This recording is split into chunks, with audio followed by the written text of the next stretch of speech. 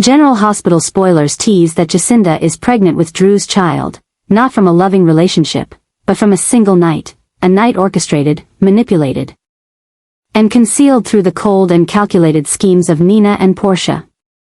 The plan was crafted with the intent to shatter Drew's reputation and spirit, a seemingly flawless conspiracy in which Nina and Portia used Jacinda as a pawn. A disposable tool on their strategic chessboard, designed to destroy Drew's rising political career. But what no one foresaw was that the aftermath would not remain in the hands of the masterminds, it would instead erupt within the heart and body of the person most deeply manipulated, Jacinda. Only a short time after that fateful night, Jacinda began experiencing unfamiliar signs in her body. A simple test confirmed what she never dared imagine: she was pregnant. Jacinda's emotions were torn between horror and chaos. The child growing inside her was not a miracle born of love but the direct consequence of a malicious plan, a cruel conspiracy that had stolen her right to choose. And worse, she couldn't even be certain whether what happened that night was a real memory or just a fabricated scenario veiled behind a haze of sedatives and strong liquor. Yet despite everything, the life growing inside her was undeniably real, and it was forcing Jacinda to confront consequences she could no longer escape. The trauma began infiltrating every moment of her life. The woman in the mirror no longer reflected confidence, but someone burdened by a reality she didn't know whether to protect or erase. Each glance at the pregnancy test plunged her deeper into a pit of guilt and disorientation. She couldn't tell Drew, who remembered nothing, and who, upon waking the next morning, had only felt the usual fatigue following what seemed like a typical party. She couldn't face Nina and Portia either, the women who had paid her to play that fateful role but now coldly avoided her.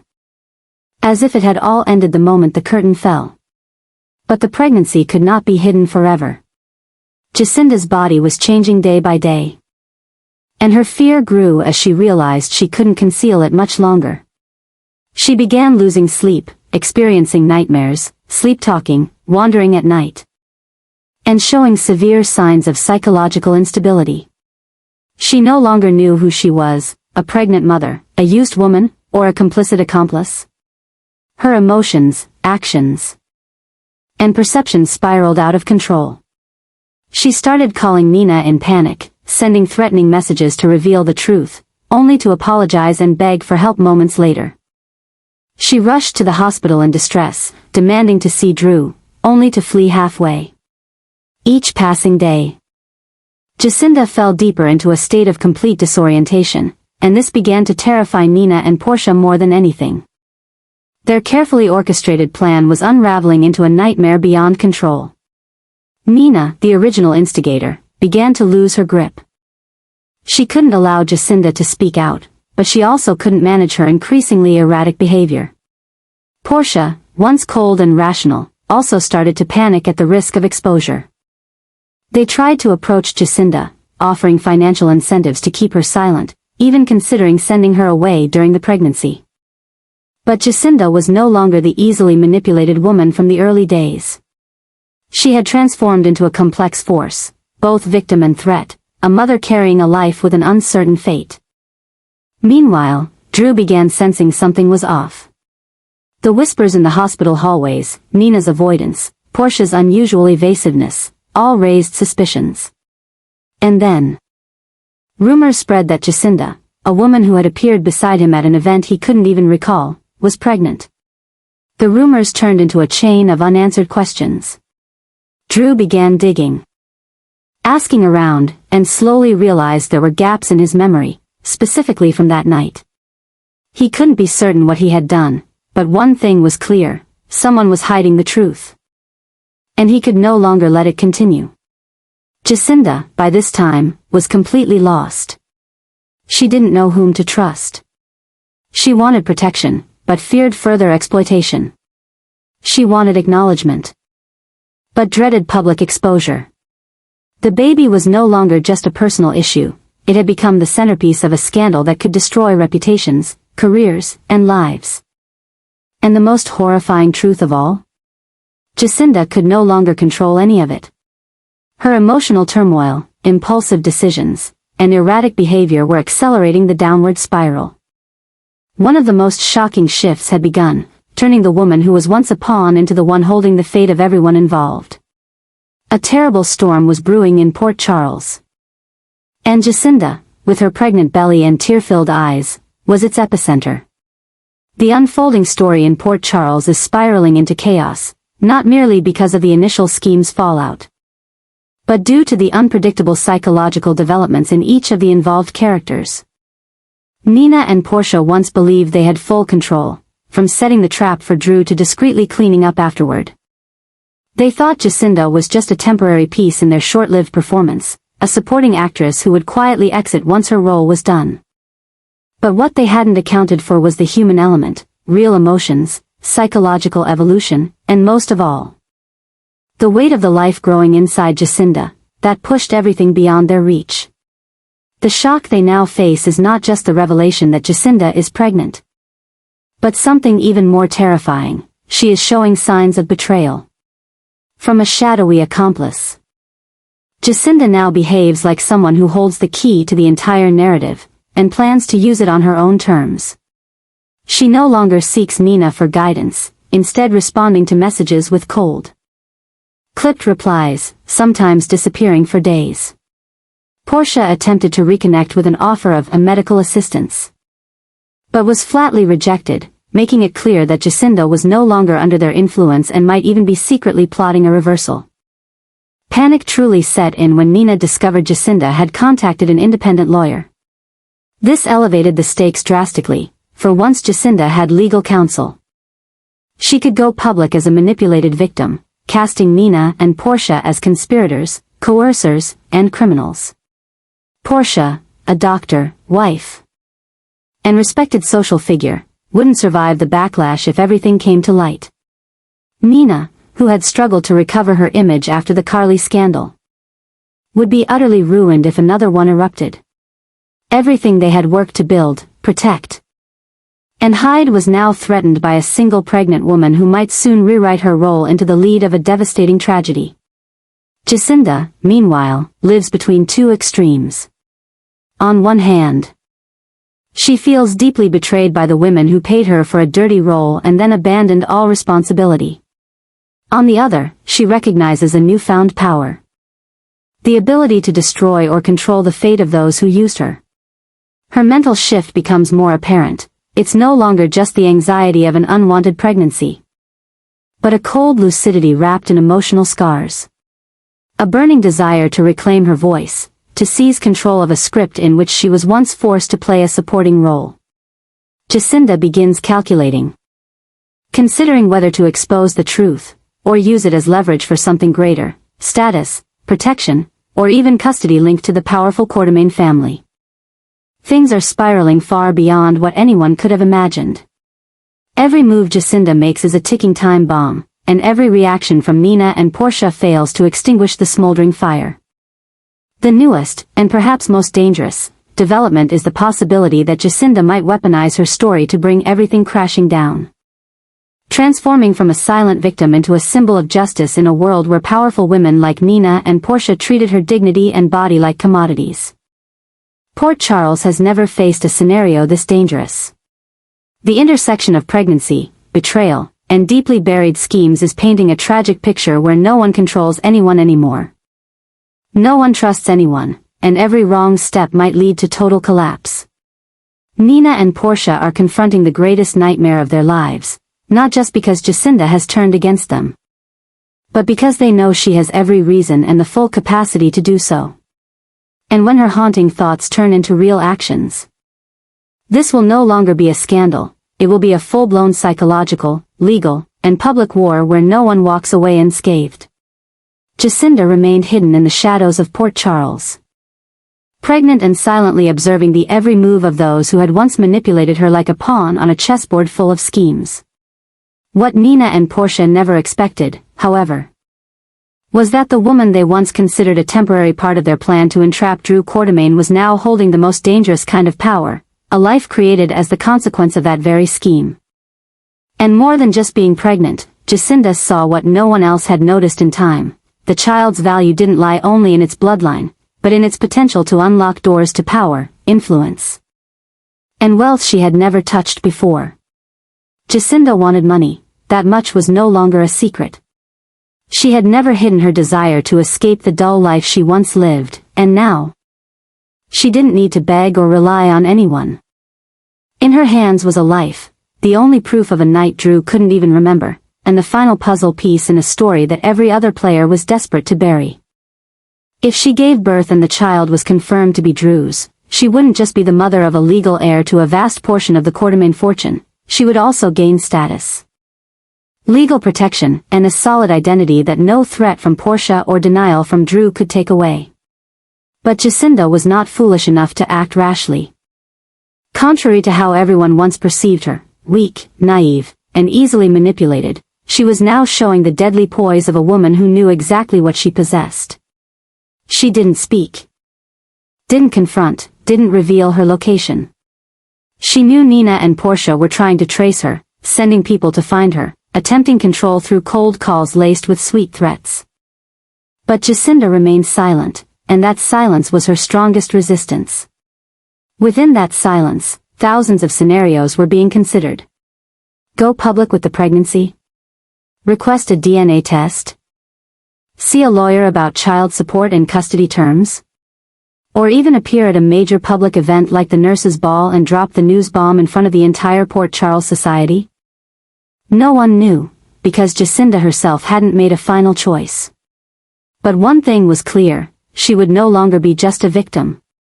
Meanwhile, Drew was increasingly overwhelmed by the explosion of a series of outrageous stories he couldn't control. His memory of the fateful night was still blank, and that left him unable to confirm or deny anything. His reputation was now threatened by Jacinda's silence, by vague glances from the public, and by whispers spreading through political and business circles that he might have slept with a stranger and abandoned her while pregnant. These rumors became more dangerous by the day as Jacinda made no effort to deny them or clarify anything. Her silence increasingly resembled an admission, and with each passing day, Drew found himself slipping further from control of his own life. Though he tried to maintain a calm exterior, he was slowly falling apart inside. He feared not just for his reputation, but for the possibility that Jacinda truly was pregnant with his child, a reality that would destroy every plan he had with Willow and their children. An unwanted child, born of a dark scheme, could become a powerful legal tool for Jacinda to insert herself into anything Drew was trying to build. And Drew knew that if that happened, the people behind the original plan, Nina and Portia, would be dragged down with him. But the cruel irony was that he would be the first to pay the price. Portia, once confident in her ability to handle everything with precision and caution, was now losing her composure. She had lost control of Jacinda and was now facing the very real possibility of being betrayed by the woman she had hired. Portia kept trying to make contact, offering financial support, protection, even suggesting Jacinda leave the country to rest before the birth. But Jacinda had grown wiser than they thought. She no longer needed Portia. She had realized that the longer she stayed silent, the more valuable she became. She didn't need money, not right now. She needed status. She needed power. And she knew that as long as she spoke at the right time, all those who had pulled her into this scheme would be forced to bow down. Nina was different. She began slipping into a state of latent panic. Old fears, of public rejection, losing custody, losing Crimson shares, losing Sunny, were creeping back and weighing heavily on her mind. She even started considering legal action against Jacinda, accusing her of fabricating the story, bribing her to disappear from Port Charles. But neither Nina nor Portia understood that they were now facing a woman who was no longer the old Jacinda. She was a new version of herself, maybe not politically sharp like them, but holding something they didn't have, the child, and with it, the power to control the truth. Every move, every scheme was now out of their hands.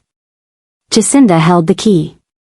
And with each silent day, Port Charles moved one step closer to an unprecedented scandal, one of identity, power, betrayal, and the irreversible consequences of underestimating another human being.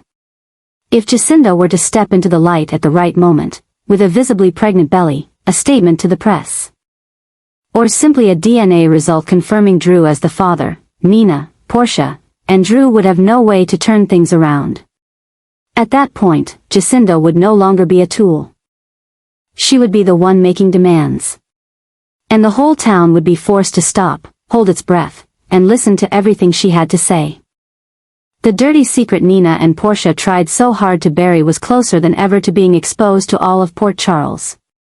A plan built with cold, calculated precision, meant to ruin Drew Quartermain's reputation, had now become a ticking time bomb, and every passing second brought those two women closer to inevitable collapse. What they never saw coming was that the woman they thought the easiest to control, the weakest and most simple-minded, Jacinda, would be the one to light the fuse. And as Jacinda began to understand the power of her role in this entire story, a chain reaction of explosive consequences officially began. Jacinda, once just a name added to the plan by Nina and Portia as a background detail, a mindless pawn in their plot to trap Drew, had now become the keeper of both life and the one weapon capable of destroying the reputations of everyone involved. The child in her womb, born of a hazy, deliberate night, was no longer just living proof of wrongdoing, but a golden ticket to raise Jacinda from obscurity to the center of everything. She knew, if Drew was the father, then not only Drew, but also Nina, Portia, and even the Quartermain family would face massive legal, ethical, and media fallout. And more than anyone, Jacinda knew that all it would take was the right moment, the right place, and the right audience, and every layer of morality Nina and Portia had tried to uphold would shatter. For Nina, the fear was no longer personal, it threatened everything she had worked to build. After years of fighting with Carly, battling for custody, saving Crimson's reputation, and struggling to preserve the image of a woman who had changed, Nina had finally clawed her way back into Port Charles society. But now, all of that was at risk of being erased by one reckless decision, a choice born of hatred and the desire to destroy Drew to protect her own interests. She knew that if the truth about her hiring Jacinda, even providing drugs and orchestrating the entire setup, came out, not only the public, but Sonny too, would abandon her forever.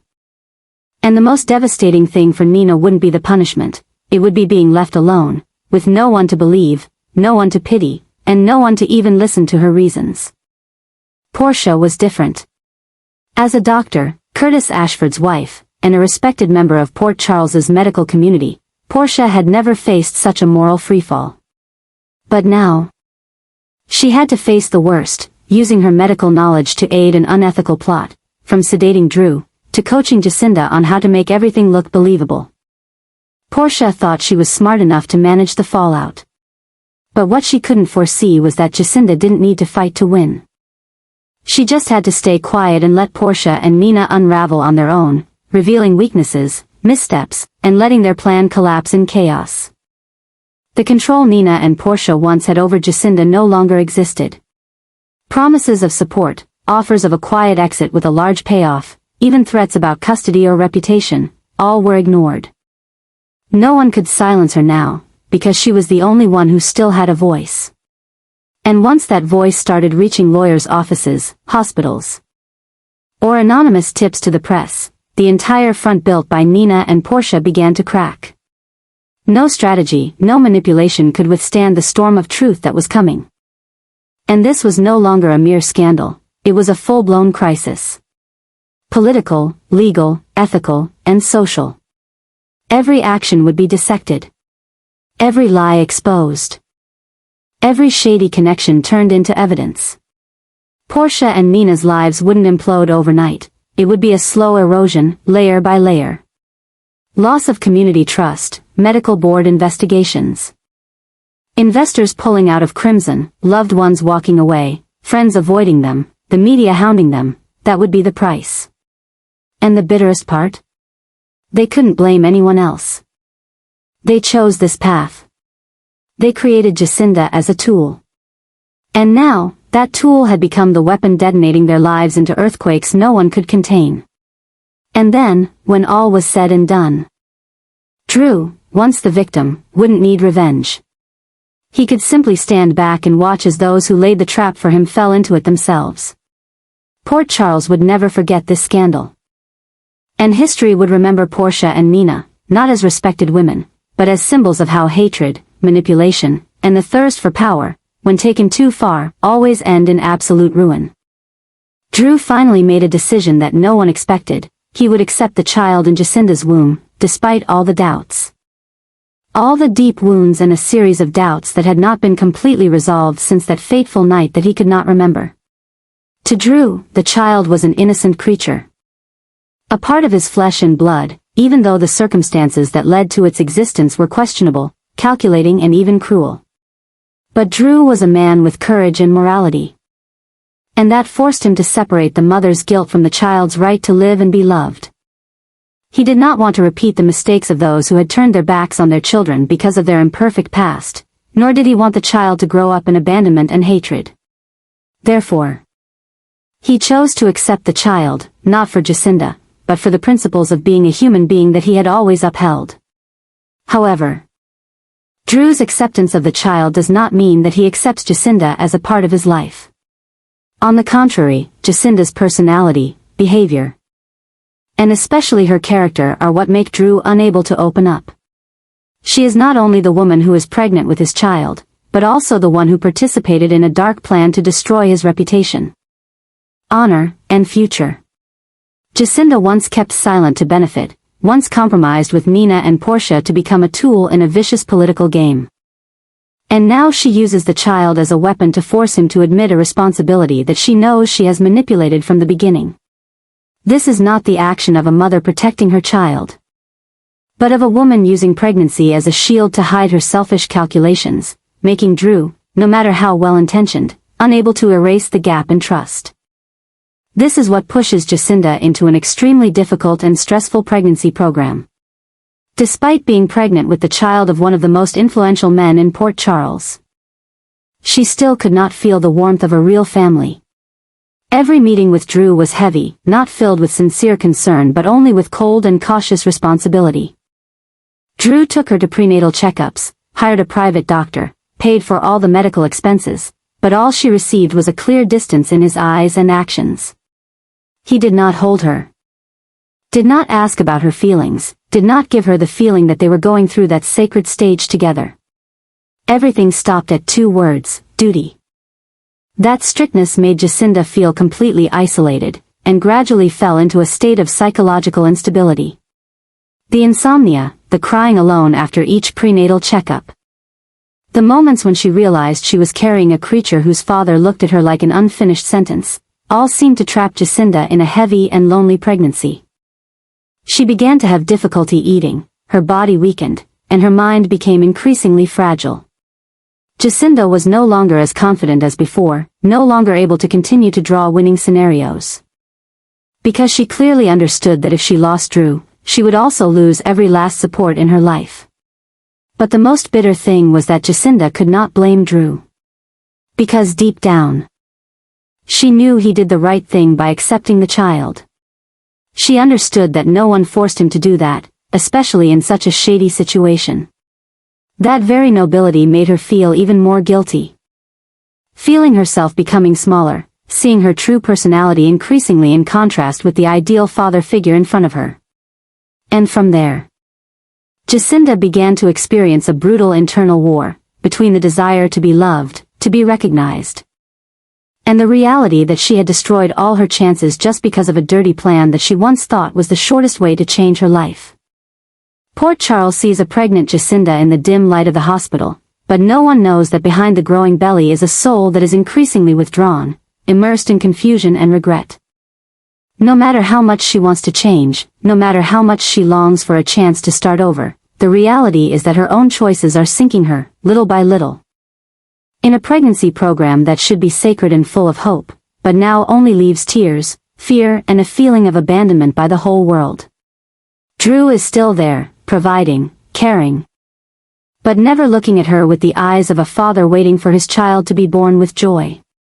For him, this is a responsibility, not an affection. And that difference, day by day, becomes an invisible wall separating Jacinda from the things she once hoped to achieve.